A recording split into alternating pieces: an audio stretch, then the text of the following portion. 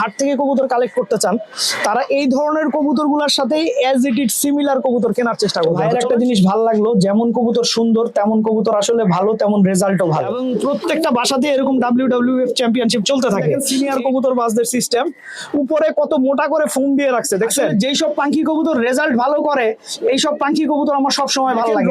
থরের বক্সগুলো সব হচ্ছে মনে করেন বাইরে দেখছেন, এই যে এখানে কিন্তু পর্যাপ্ত রোদ পাবে, বাচ্চা অনেক ভালো হবে। আসসালামু আলাইকুম দর্শকবৃন্দ, কি অবস্থা সবাই, কেমন আছেন আপনারা? আপনাদের সবাইকে আমার নতুন একটা ভিডিওতে স্বাগতম। দর্শকবৃন্দ, আজকে প্রায় 1-1.5 বছর পরে হয়তোবা কারো বাসায় ভিডিও করতেছি। এতদিন করি নাই, এখন হয়তোবা আবার টুকটাক করার চেষ্টা করব। তো শুরু করতেছি হচ্ছে আমাদের ক্লাব মেম্বার দিয়ে।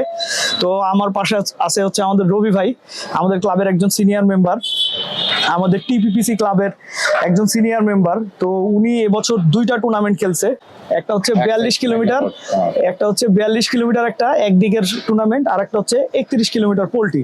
তো সময় একটুও নষ্ট করব না, কবুতর দেখা শুরু করব। আর আপনারা যারা নতুন আছেন তারা অবশ্যই কবুতরগুলা মনোযোগ দিয়ে দেখবেন যে রেজাল্ট করা কবুতরগুলা কেমন। যারা হাট থেকে কবুতর কালেক্ট করতে চান তারা এই ধরনের কবুতরগুলোর সাথেই অ্যাজ ইট ইজ সিমিলার কবুতর কেনার চেষ্টা করবেন। তো চলেন শুরু করি। এই যে এই মুহূর্তে আপনারা একটা কবুতর দেখতেছেন, কালো গলা কবুতর। এই কবুতরটা কিন্তু এই বছর টুর্নামেন্টে আসা ভাইয়ার। এই যে কবুতরটা মাশাআল্লাহ খুব সুন্দর একটা কবুতর। এই যে দেখেন কবুতরটার চোখ, আমি কবুতর ধরতেছি না, কবুতর না ধরেই কবুতর দেখাইতেছি। খুবই সুন্দর একটা কবুতর। তারপরে এই যে পিছনে আরেকটা কবুতর আছে দেখেন, এইটা আরো সুন্দর। এক কথায় অসাধারণ সুন্দর একটা কবুতর। তো ভাইয়ের একটা জিনিস ভালো লাগলো, যেমন কবুতর সুন্দর তেমন কবুতর আসলে ভালো, তেমন রেজাল্টও ভালো। এইটা একটা কবুতর, এইটাও টুর্নামেন্টে আসা। তারপর এইখানে আমরা আরেকটা সিলভার কবুতর দেখতেছি, এইটাও টুর্নামেন্টে আসা। ভাই এই কবুতরটার বয়স কত রবি ভাই? এটা 2024 সালে করা। 2024 সালে করা একটা কবুতর। আর এটার বয়স কেমন? 2025 সালে করা। এবারে 2025 সালে করা, তার মানে পাঠা বাচ্চা। হ্যাঁ, জুলাইতে করা। হ্যাঁ। আচ্ছা, পাঠা বাচ্চা পাল্লা দিতে ভাই কেমন লাগে রবি ভাই? ভালোই লাগে। ভালোই লাগে না? আচ্ছা, এইটা একদম পাঠা বাচ্চা, বয়স একদম কম, কিন্তু কবুতরে এক কথায় 100-100। আমার এই কবুতরটা খুবই ভালো লাগছে, এবং এই কবুতরটার বাবাকেও আমি দেখছি, বাবাকেও খুব ভালো লাগছে। তারপর এইখানে আরেকটা বেগুনি গলা কবুতর দেখতেছি। ভাই এইটা কার কবুতর? আপনার কবুতর? হ্যাঁ, এটা আমারই। আপনার নিজের কবুতর? আচ্ছা আচ্ছা, কারো জেনারেশনের কবুতর না? আপনি রবি ভাই, আপনি তো সিনিয়র মানুষ, আপনি কি মনে করেন মানুষের জেনারেশন আইনা জেনারেশন করা দরকার, নাকি নিজের মতো নিজের জেনারেশন তৈরি করা উচিত? দুইটাই চলে। দুইটাই চলে না? হ্যাঁ, দুইটাই চলে, কিন্তু আপনার বেশি হলো ভালো হয় যে ভালো জানাশোনা লাইন নিয়ে আসলে তাড়াতাড়ি ওঠা যায়। তাড়াতাড়ি ওঠা যায়, তাড়াতাড়ি ওঠা যায় না?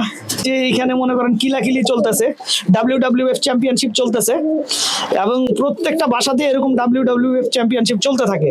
এইটাও আসা টুর্নামেন্টে। খুব সুন্দর একটা কবুতর। রবি ভাইয়ের কবুতরগুলোর কালার অনেক সুন্দর। এই যে দেখেন কবুতরটা অনেক সুন্দর একটা কবুতর। হ্যাঁ, আমি হাতে দিয়ে কবুতর ধরতেছি না, না ধরেই কবুতর দেখাইতেছি।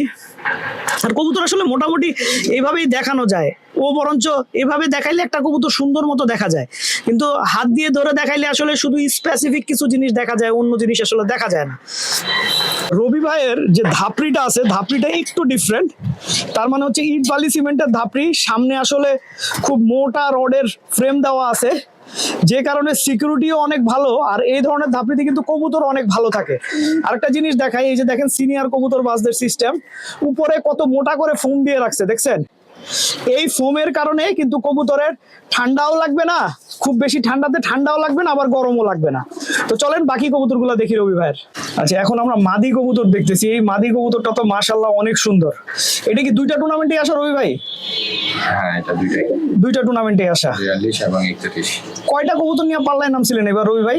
পাল্লায় নেমেছিলাম হলো 32 কবুতর নিয়ে।